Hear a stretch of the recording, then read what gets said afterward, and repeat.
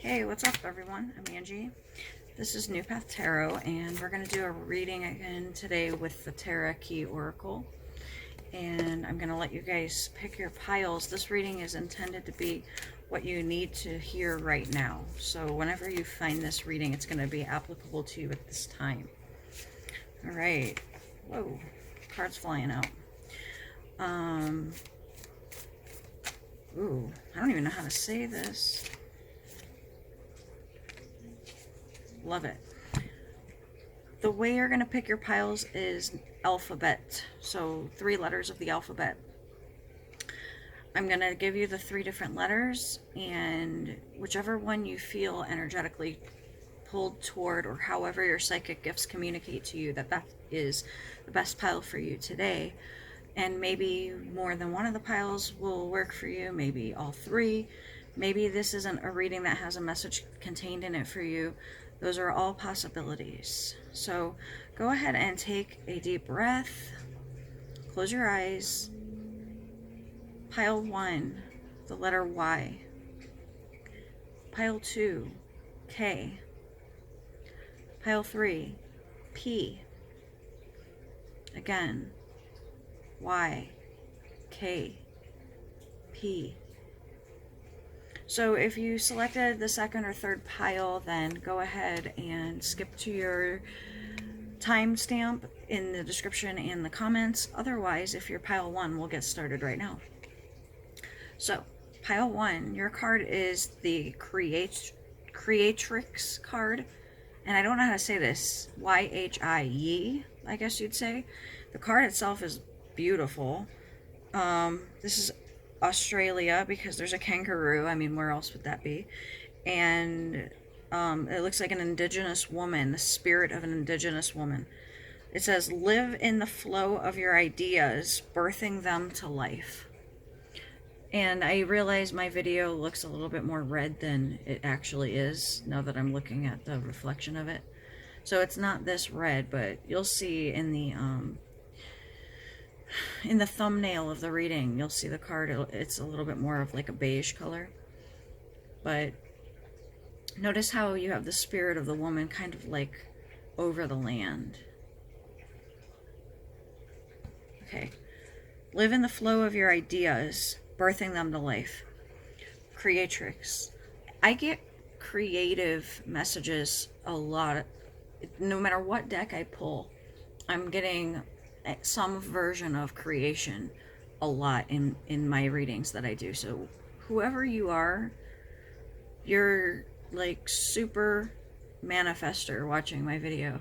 And it would be crazy if every time you watch a reading that you pick that pile too. So here's the thing. I'm trying to give you a message you don't already know, because like I could tell you what you already know, but that's kind of like, let's bump it up a little, because it's like I've already covered a lot of this ground before, and I feel like we're ready for the next step.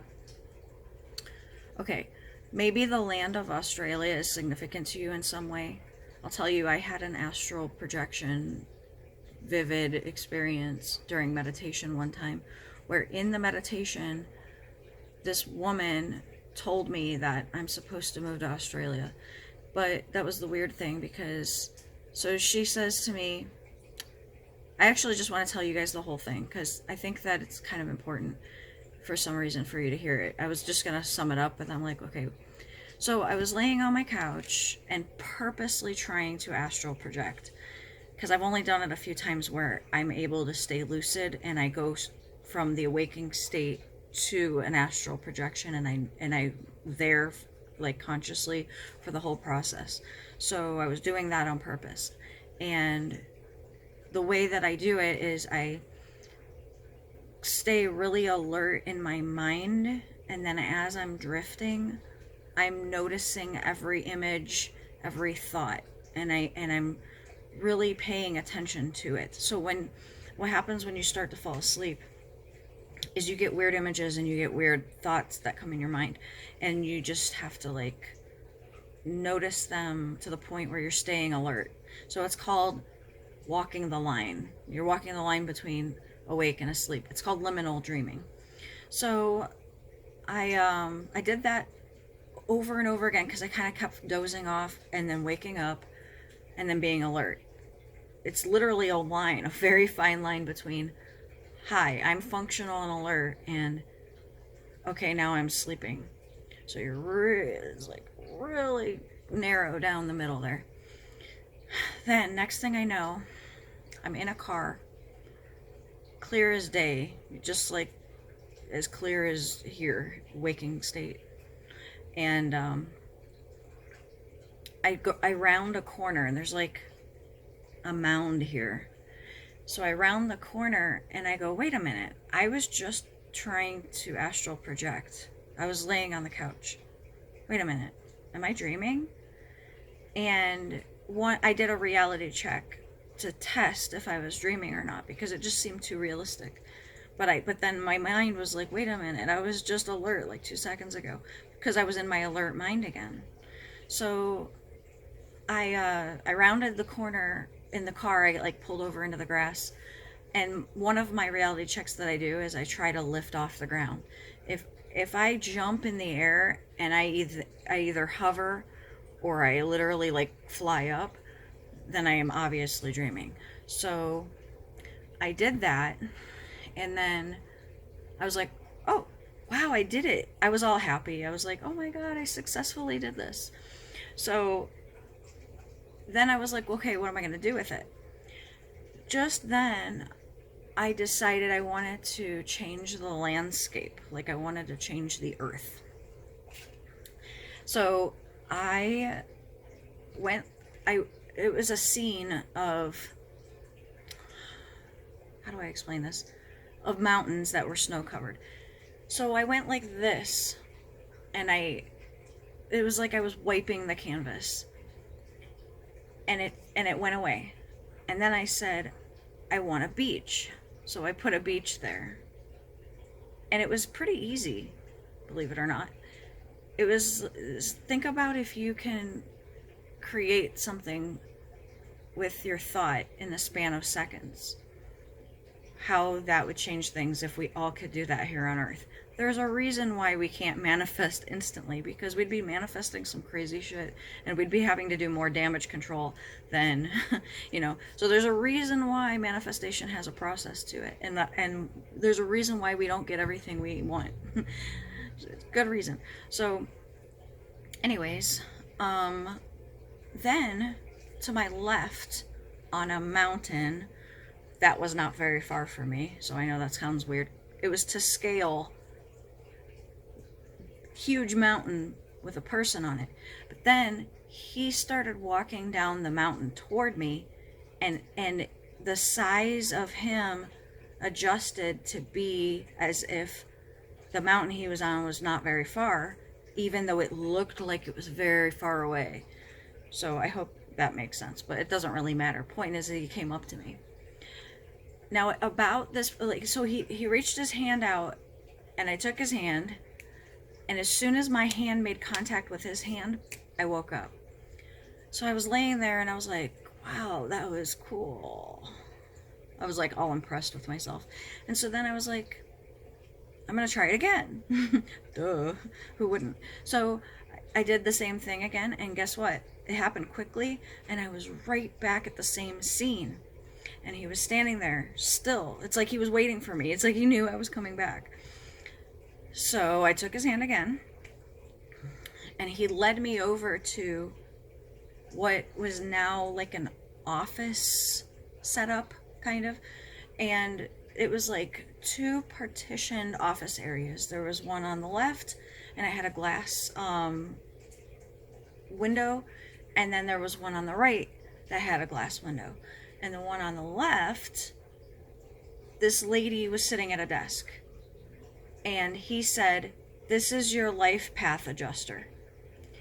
And she got up from the desk, and then she said, come with me. So I followed her into the, like, about the doorway of the other office room, and she went in there and grabbed a file, and she came out, and she said, okay, so where is it that you see yourself? Like, where do you want to move?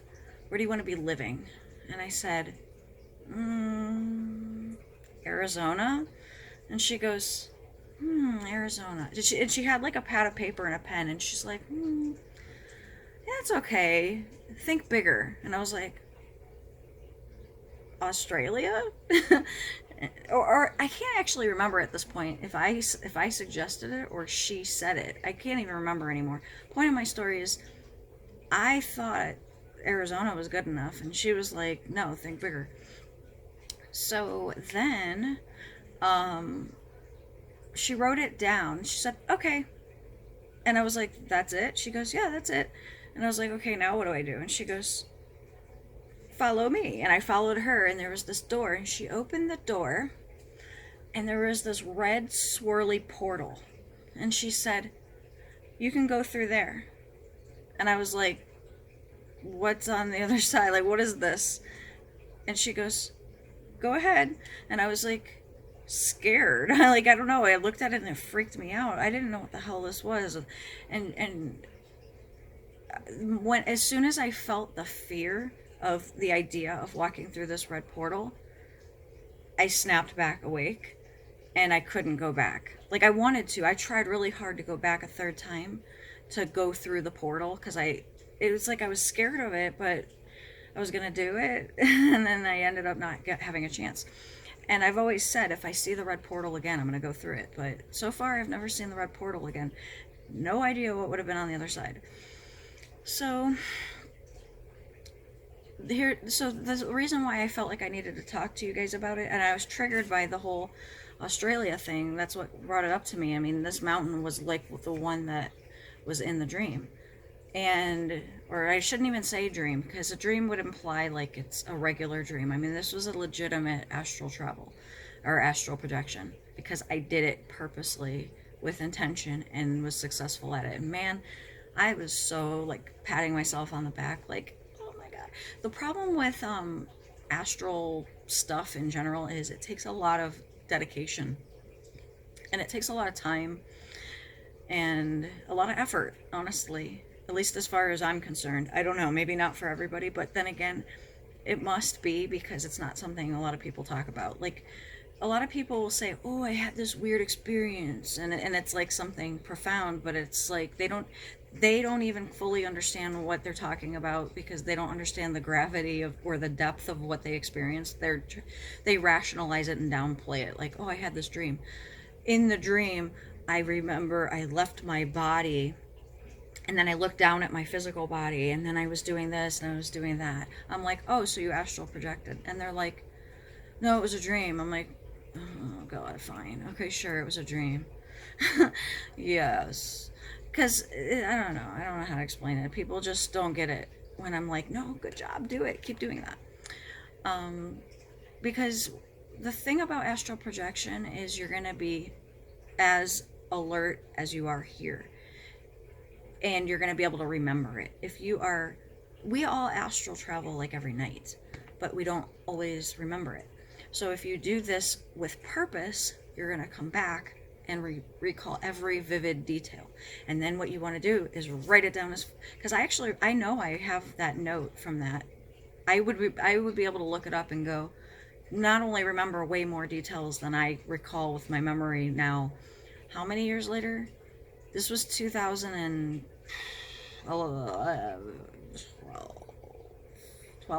I don't know. Somewhere around there. And, yeah, I mean, I know I have that note in my Evernote where I log my dreams. So, however, though I have practiced astral projection again since then, that was, if I remember correctly, that was the most memorable one I have had, where I was able to do it successfully with my own. Now, I've had a few more now that I think about it, but they weren't as profound. They were more weird. So, but the thing is I do like talking about dreams a lot, because that's how you can get the most vivid communication from the beyond. You literally have a dream about anything or anyone coming to you. You can have like Benjamin Franklin come up to you and go, hey, what's up? And you're like, hi. It's weird, that's Benjamin Franklin. And it, you know what I mean? Like, it's like very vivid. Well, obviously that can't happen in the waking state. The only thing that can happen that's that cool in the waking state is somebody to come up to you and talk to you as if it's spirit talking through them, and you recognize it but they might not, and you're just like, wow, that was definitely some kind of like weird spirit speaking through them directly to me, like, kind of like, if you recognize it, you'll know what I mean. And spirit can do that. It's just they have to use like a person who's like on the wavelength to be able to give you a message. But that's more on the side of like waking life, miraculous kind of weird stuff. The dream state's like quite literal, and they can show themselves in any form, and they can shapeshift in your dream. So right before your very eyes, they can change form from this to that. And that kind of, I was talking about in the mediumship reading last night that I recorded, my last mediumship series video, about how spirit can blend with each other. So if you're doing a mediumship reading, you can have a mom and a sister come together and they're blended. Well, that can happen in a dream too, where two different spirits can blend together to come through as a combined energy, even in your dream state. So live in the flow of your ideas, birthing them to life. So if we're talking about practical creation here, everyday life creation, we're talking about getting your life to the point where you are so in the flow that you're rapidly manifesting, like within days or even hours sometimes. Definitely within months at the least. I feel like if there's something you want to manifest and you don't have some kind of noticeable, tangible success or road to success paved for you, then you need to go back to the drawing board and reassess if maybe something needs to be modified or changed about how you manifest. So I'm not sure what you would like to have accomplished in the next 3 months, but it's always good to set some kind of goal of what you're trying to achieve. 3 months from now, I expect to be ... And then you're like, this. And then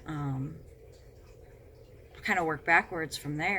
What energy would I need to be in order to make that happen? Because sometimes you need to actually shift your own energy before you can step into something. Like, let's say you're driving a really crappy car and you want a new car. So you say, within 3 months, I want to have the new car, or at least be well on my way established into getting the new car. So you're not going to expect somebody just going to walk up to you and go, hey, do you want a new car? That's not manifestation. Manifestation, although it could be, that would be great, right? But manifestation instead is bringing, I guess you'd say, opportunities to you in order to be able to achieve that goal. So true manifestation is you are the creator of your own life. And that's why people get confused, I think, when they say that. You'll literally hear them say, you know, something happens and then they'll say, well, you're the creator of your own universe. You attracted that to you. You brought that to you. And it's like, no, I don't think so. That was just some random bad thing that happened. Because in order to manifest something, you have to be in an energy for a really long time. And if you're in a really high vibration of high manifestation and something bad happens to you out of nowhere, that is not your fault. And so that's that whole, like, I always talk about spiritual victim shaming. Instead, what we're talking about is being in an energy of as if you already have that new car. So you're driving your crappy car, and you're feeling the energy of what it will be like to be driving your new car, and sitting in that energy while you're driving your car. Because then what's going to happen is you're going to start getting inspiration of ideas of how to achieve that goal.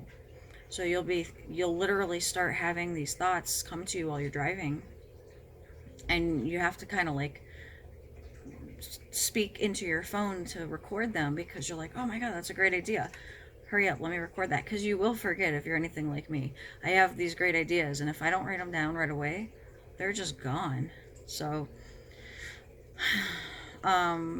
you're bringing opportunities to you, you're bringing the right people to you, is the thing. Because we manifest through each other. It's like this symbiotic give and take kind of thing. So it's an exchange, basically. You want the car, you have to pay the money. To get the money, you have to do this thing. What is this thing that you do? It's whatever you do. You have to decide how you're going to get your new car. Do you do it doing some kind of grueling 9-to-5 job that you don't really enjoy? Or are you going to do it being your own employer and setting your own rates and your own schedule?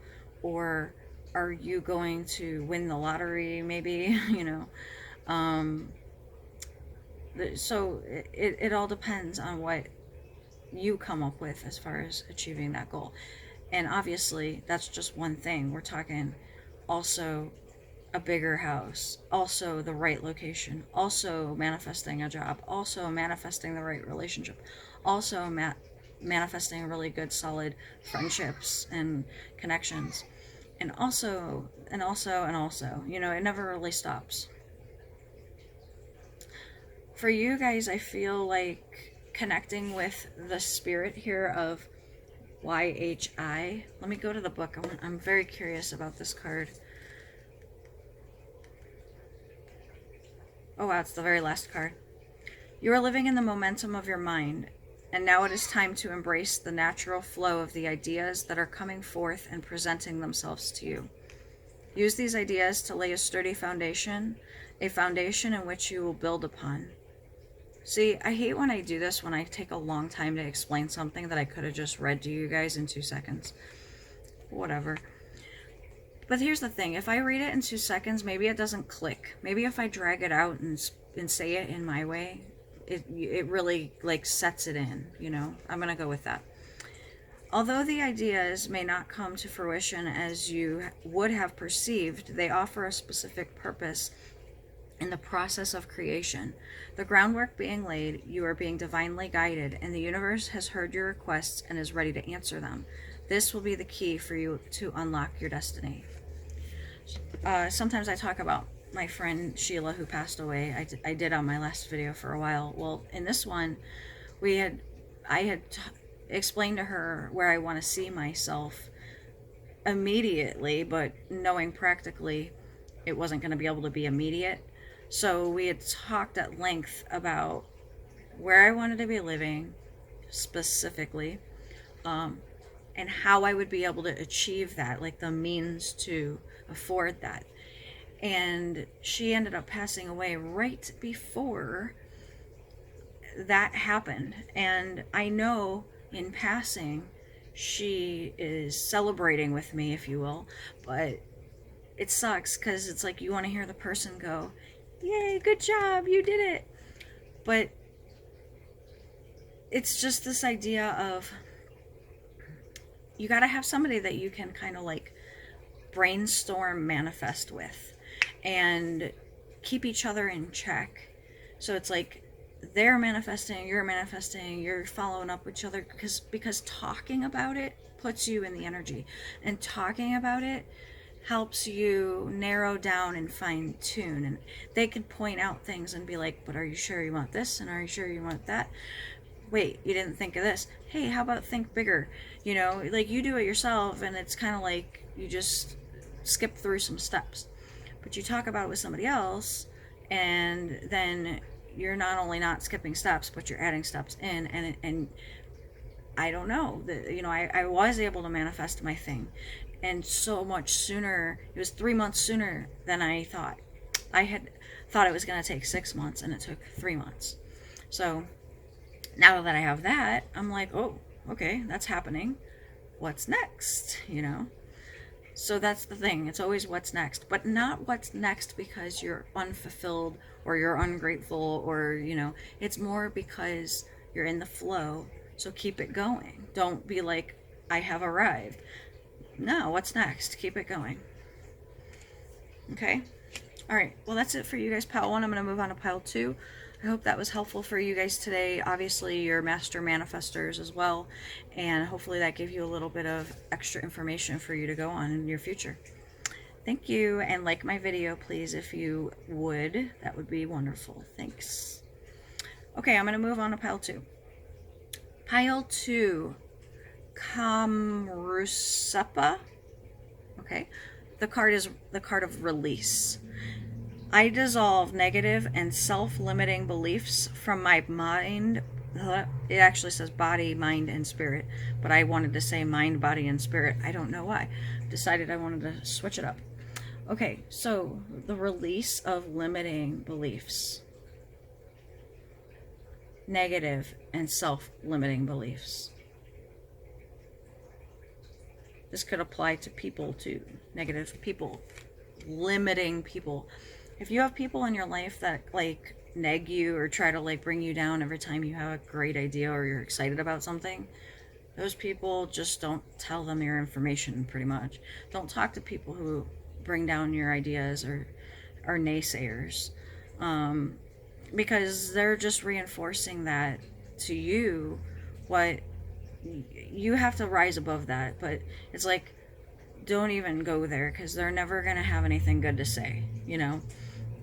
They're always going to see flaws. They're always going to, it's, you know, it's one thing to be like practical, logical, realistic. There's another thing to be pessimistic and negative. So notice if you are that person, but I don't feel like you are. I feel like you're more like working through some fine tuning. So you don't have the major negative ideas and major self-limiting beliefs, but you have minor ones that you still need to work through.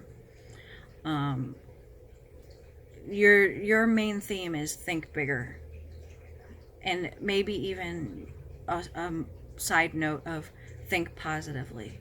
So instead of wondering what can go wrong, assume it's gonna go right. It's okay to be prepared for the worst, but don't expect the worst.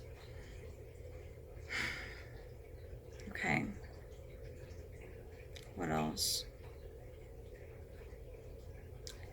I'm being drawn, like, there's like bubbles on here. I don't know if you can see them with the quality here, but there's like a bubble there. And there's some right here, very late. But I'm being drawn to them. There's a message in that what I was getting is, it's like some people are in a bubble. And the bubble that they're in is their own perception of the world through their lens. And everybody has their own perceptions and their own lenses that they look through. And you have to define for yourself what your own personal beliefs are. So to me, it's not just dissolving negative and self-limiting beliefs. It's also defining your beliefs, but definitely letting go of the negative ones and the limiting ones. Remember, the universe is infinitely abundant, so you don't need to sit here and think small, because if that person over there can have that nice thing, then you can too. There's no reason why not.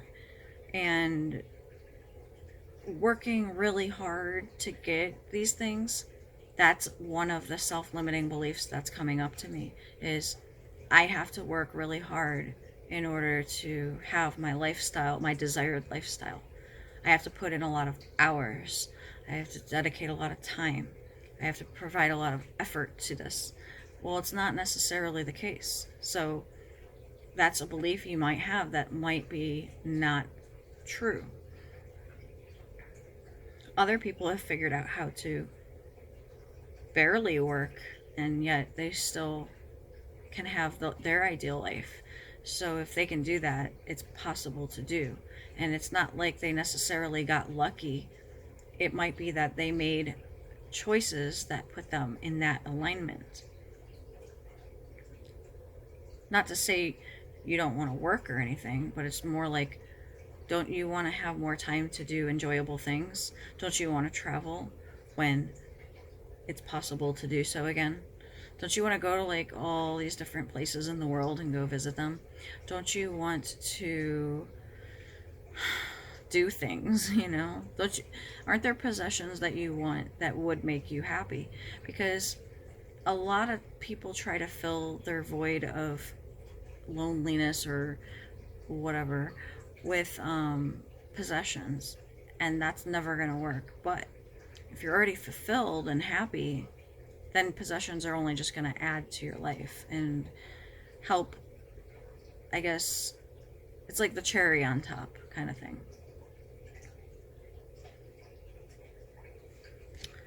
So it looks like she's holding singing bowls, you know, like crystal bowls, but I don't really know what she's holding. But you could maybe be benefited by doing some kind of sound therapy to help with the release of things. You also, wow, cool, I went right to it. You also might want to do like some kind of toxin cleanse, because releasing mentally could help be facilitated by releasing physically as well. Okay, I'm here to apply pressure on your self-limiting beliefs, bring your fears to the surface, shatter your ego, thrust you from your comfort zone, and transform your old behavior patterns that are not serving you, and change your perspective on how you're living your life.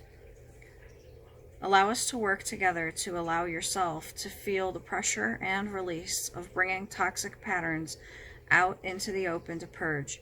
You will feel renewed. This is a time of great transformation for you, so lean into it. Yeah, don't just push everything away and push it down. Let it go. And it's a really individualized process. It's kind of hard to try to explain how to do this. Sometimes you just need a good cry. Other times you need to get mad.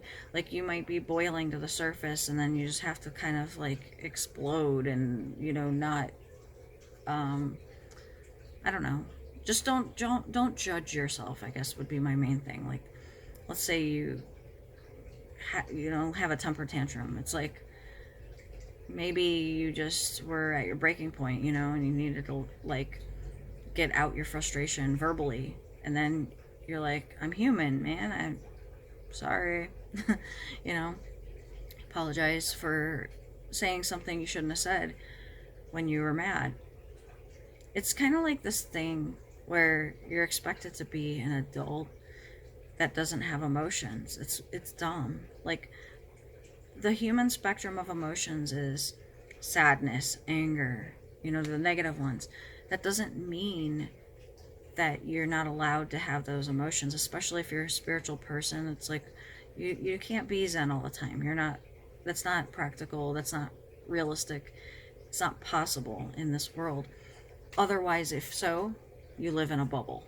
Like I said, some people have that bubble, and ultra spiritual people will be like, you know, oh, you never should be like this and that. It's like, if you're saying the word should, then you're judging. So you can take your judgment and go stand over there, because I don't need to hear it from you, thanks. I already am working through my own judgment of myself. I'm my own worst critic. I definitely don't need to hear your input, because I know you're not a perfect person. I can tell you you're not perfect because you're sitting here and trying to tell me that I'm in the wrong. And I don't mean it like, don't like point out each other's stuff. I don't, you know, I'm more saying it like from a perspective of somebody like telling you you're wrong in a way that's stupid. So, body, mind, and spirit. So like I said, a physical cleanse could be one of the things that would be good for you. Not just your mind, your thoughts, but also that. All right, cool. Well, I'm going to leave you guys with that, pile 2. And if you also want to hear what I say for pile 3, then I'm going to start here now. Okay, pile 3, you got Pachamama, patience. Great things are gaining momentum. So for a card like this to come out, patience, it feels like you're probably frustrated about that. So this is some encouragement for you to say, it is going to happen. It's just that it's not here yet. But I really do feel like it is going to happen. Like whatever the thing is that is on your mind that you're needing to have patience about, it is going to happen. That's the overwhelming message I'm getting. So, in the meantime, this is what I tell people who have a period of patience that they need to work through. You have to keep yourself busy and distracted, or else you're going to go crazy while you're waiting. If you're waiting on the phone call, if you're waiting on the email, if you're waiting on a decision to be made that's out of your control, you're waiting. Don't just wait. Do something. Don't do something like thinking. Do something like to distract you from thinking. Because the more you're thinking, the more you're, I don't know, sitting in the energy still. Because you're thinking about it. So, this is what I tell people a lot about manifestation. You lay the groundwork, but then you go do something else. So, go binge watch a Netflix series or something, you know. Stay grounded. Do something. Go interact with your kids if you have kids, or go out with friends if you have friends. And do something during, you know, being safe with coronavirus and all that, obviously. I feel like I have to give this disclaimer for some reason to cover my own ass. She said go out with people. Well, okay, use caution, obviously. But I'm just saying, you get the idea. Distract yourself from, because if you think manifestation 101, if you're sitting in the energy of waiting to hear something, then you're manifesting more of that. You're manifesting more of the waiting energy.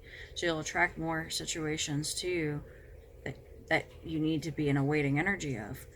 And that's not what you want. You want the energy of productivity, or like I said, distraction, you know, like you're just constantly in the flow of what you're doing, your day-to-day life and decisions and everything. So you're not worried about having a goal being realized. You just trust that it will be. And if it's not, if it doesn't come to fruition, you trust that it's for a good reason, and that it wasn't supposed to be that way, because maybe something's better. Let's say you really, really want this thing. You want it so bad, you want it to happen. Doesn't happen. And then let's say you flat out get denied. So now you're sitting here going, well, shit, I thought that was going to happen. No, I thought I really wanted that. And you're just really disappointed. You're bummed. It brings down your day. And you're like, man, this sucks. Well, let's fast forward a couple months, and guess what? You probably realized that had you had that thing, this wouldn't have happened. This being the better thing. The thing that worked out better. The thing that, thank God the other thing didn't happen. Because if that had happened, then this, you know, how many times has that happened to you? Or how many times have you made a decision thinking it was the best thing and ended up not being? So don't always assume, especially if your intuition is telling you, but yet you override it. So I don't know, I feel like you just, with patience coming up, are gonna have to, I don't know, I feel like you need to get out of the waiting energy, honestly. I don't think it is helpful for you or needed. It's good to manage it or know like what to do with it, but you don't need to like be like, oh yeah, this is fine. It's like, I'm okay with it, but let's get out of this. Let's move on to the next thing. Okay, have patience. Feel my presence with you as you move forward into the next stage of your spiritual evolution. Your soul has been awakening, and I have been here to guide you. Feel the layers of your previous paradigm being lifted away. Feel the light entering your body, invigorating your soul, and clarifying your truth. Although you may not be able to see or feel these changes instantaneously, I can assure you they are happening and becoming. These soul gifts that are igniting within you and within the collective have been activated. They are hard for the human body to bear, which is why the process feels arduous and long. Have patience, child. They are showing themselves slowly. So that is one of the things that you got to understand is awakening is a process, because it can't happen overnight, because it would be too much, and you have to absorb it. So it has to happen and progress naturally. But when people are going through awakening, they want it to happen quick. They're like, I want to know everything and I want to know it now. And if you've ever seen that scene in Indiana Jones where the head explodes, that's kind of what it feels like for a spiritual awakening that goes too fast. So you want it to go slower, and people are like, give me more, I want to know everything and I want to know it all now. And it's like,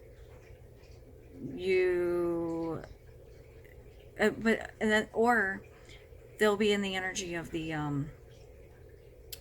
it feels like they don't know what to do. They're like in this weird in-between stage where they're like, I don't know what I'm supposed to be doing. And I'm like, you're just supposed to be living your life. And they're like, yeah, but what about my purpose? Why am I here? And I'm like, you're doing it already. What? Like, well, okay, are you happy? Yeah, okay. You don't need to do anything spectacular. You don't need to like go be a monk or something, and you don't need to like go be Mother Teresa or something. You just have to live your life and live it with everybody you come into contact with. You're spreading that, whatever your soul has as its signature, your soul signature, you're spreading that connection with the people that you interact with. And it's like somehow spirit will work through you to say what you need to say to help that person or whatever. And that is assuming you're a medium or you're a conduit for spirit to work through you. I thought that was implied, but I wanted to make sure I'm saying it. Like, not literally everybody on this earth is on their life path. I'm talking about people who are awakened, on the awakening process, learning spiritual information and wanting to do something with it. You don't have to just quit your job and go live in the mountains or something. You can just keep doing what you're doing. Now, if you do want to change your job or whatever, totally fine. And I can help people figure out what they should be doing instead if they don't feel fulfilled where they're at. But if overall it's like paying your bills and you're happy with it and it's good for you, then stay with it. Why not?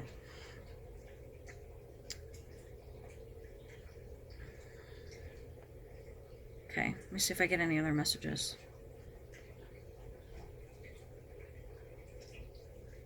Patience. Things will unfold naturally, is what I'm getting here. Divine timing is definitely an element when the word patience comes up. Divine timing means it's for the best of not just you, but everybody else involved as well. And it's not just the best for you, but also the best for circumstance as well. So if you get denied for something, assume it was for a good reason. And even if it was some weird fluke and the universe did want you to have something, but yet it just, whatever, didn't work out, then just say, okay, if that didn't work out, then what should it be? How do I get what's best since that didn't work out? You don't have to get mad at the universe. Sometimes it's out of their hands because there's free will of people. So people can choose against what they should be doing or what spirit wants them to do. And then you have to adjust accordingly because they're not doing their part that's interacting with your part. Think of it like a puzzle, and every individual person is a puzzle piece. So you're one of those pieces, and you have all these other people who are these pieces. Well, let's say a quarter of the board of the puzzle pieces doesn't want to cooperate, and they're like, we want to go do our own thing. So you don't have a full puzzle. So then you say to the universe, hey universe, we need puzzle pieces that fit, bring them in. And the universe is like, okay, hold on. And then they go get the matching puzzle pieces and bring them on over, and you're like, oh sweet, thanks. My son's like, yeah. I don't know if you heard him, but yeah, so I think that's it for you guys. I'm gonna leave it on that note. Patience is a virtue, and a virtue will not hurt you. I had to go there. I don't know why. I'm gonna leave it on that note. You guys like my video if you thought it was cool, and definitely like it if you didn't like it, because, you know, why not? If you're still here, then that means that you liked the video, and yeah, and you're waiting on me to say something really important. And if you left already, you're not going to hear this really important thing that I'm about to say, which is, hold on, let me think. What's the important thing I'm going to say? Man, I'm really I'm tired. That's why I'm being weird now. It is about to be, man, it's about to be 21, and we are about to be in a new energy, Age of Aquarius energy. Things are going to start looking up. I'm feeling optimistically like that.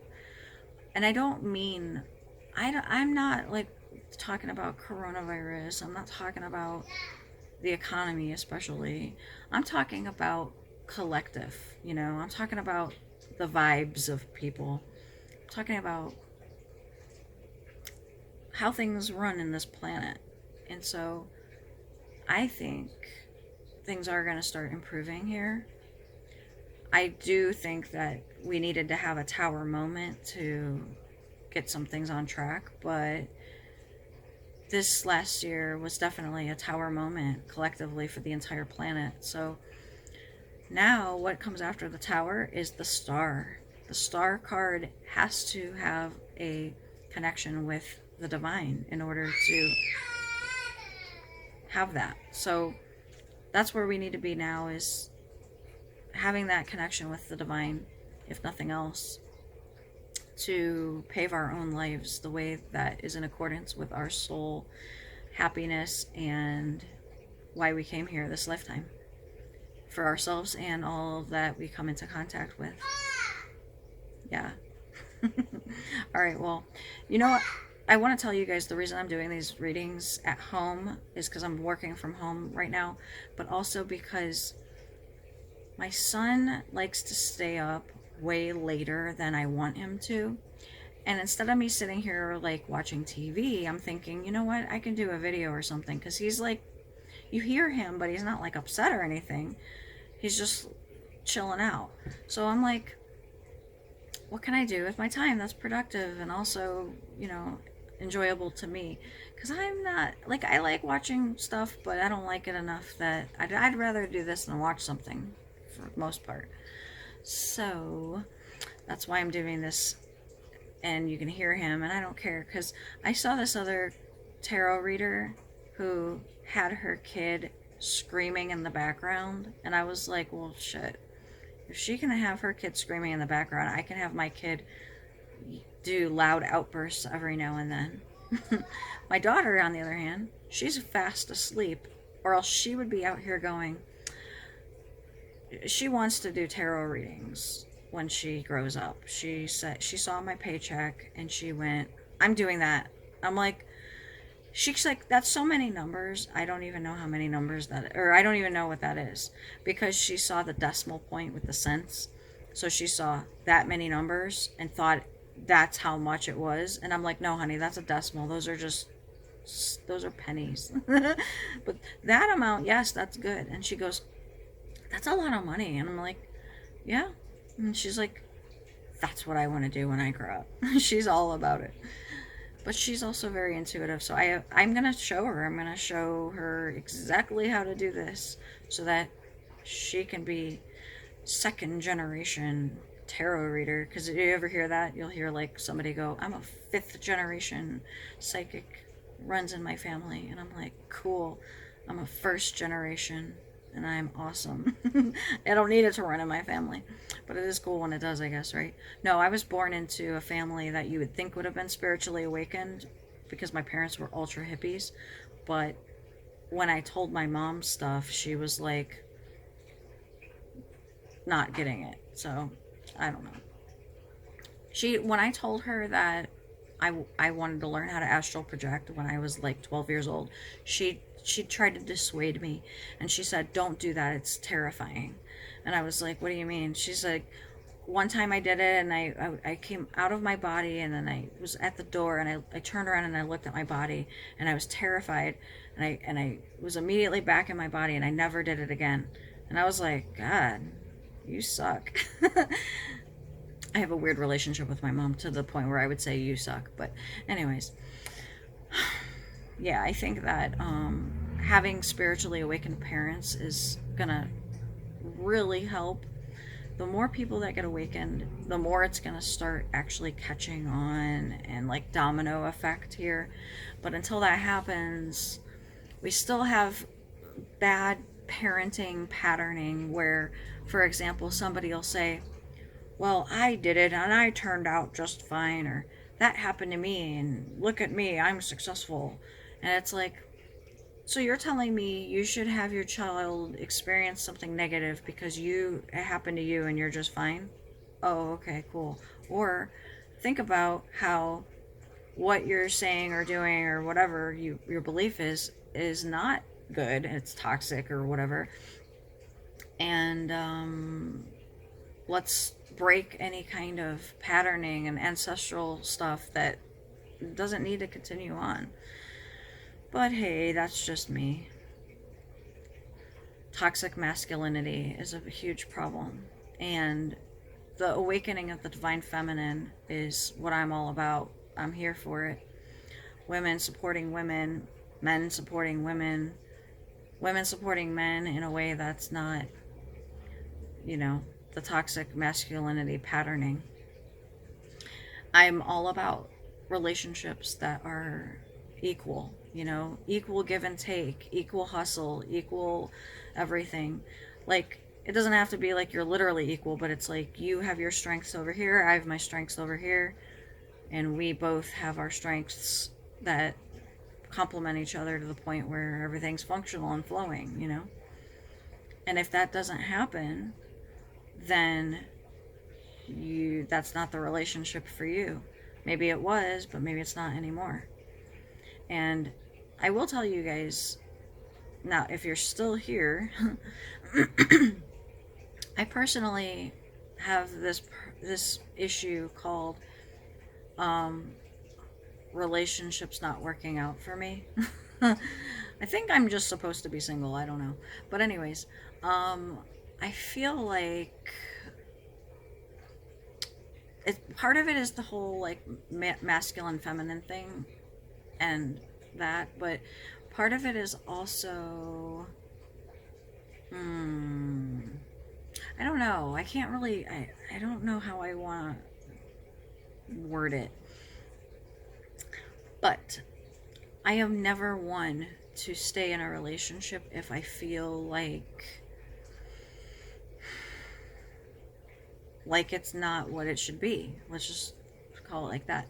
So this is the problem in modern society that's really shunned, is to not stay in a relationship, especially if you have children together.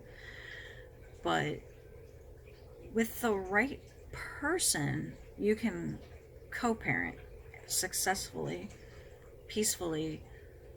But with the wrong person, you're gonna have a hell of a time with that. I know at least one person watching this who's probably going, yep, because I have directed somebody to my YouTube channel who, she's going through a long legal battle with her ex, and I'm like, been there, done that, got the t-shirt. So that's the thing though, it all depends on the person that you're interacting with. But it is totally possible and plausible to get along with an ex, to be able to be friends with them even after you're not together, to be able to co-parent positively and with no bad blood and, you know, all that sort of thing. I'm living proof of that. I'm also living proof that you can have quite the opposite, where you're dragged through the legal system at every freaking corner, and they're always trying to take your kids from you and mess with you, and so on and so on, to include framing you and pretending you did something that either you didn't do, and either it didn't actually happen, or it happened and it wasn't you who did it, and they're saying that you did, and they're trying to get depositions. And oh my god, like, so my friend who's probably watching this, I'm going to tell her to watch this pile at the end. I'm going to tell her to watch it because she has a similar situation, and I'm like, I've literally been where you're at right now. Anyways, I'm gonna go. Patience might be something you're going through a hard situation, and if that's the case, I do feel like it will resolve in your favor. I'm serious when I say that. I'll tell you this, okay? Several readings ago, before my mediumship series, I kept getting the Justice card coming out in my pick-a-pile readings, in certain piles. And I personally, at that time, was going through legal stuff. So I was telling you guys, it's all going to work out. It's going to be okay. And I'm in the back of my head, because I'm talking and thinking at the same time. I'm thinking, man, I really hope this is my pile. Meaning, I hope this is my message, because I'm going through something legal and crap, it needs to be resolved positively for my sake. Guess what? It did. It was. So my reading was true, really. And there was some ups and downs with it, so it didn't always look like it was good. But for the most part, in hindsight, it actually worked out exactly the way it should have, even though I thought it wasn't. And I mean, I could break it down for you to the point where I could say, this worked out so much more better than I thought it was going to, that it's almost scary. And then all the things that I was trying to manifest for my future lined up like this right away. And I was just like, holy crap, everything's coming together so fast. And I thought it was going to take longer. I was excited. I was like, this is amazing. So that's the thing. You can't let the stuff bring you down. You gotta fight. You gotta fight. That's my... Yeah. I'm gonna go. This is gonna shut off. Keep fighting is my point. Don't give up. Okay? Bye. Like my video.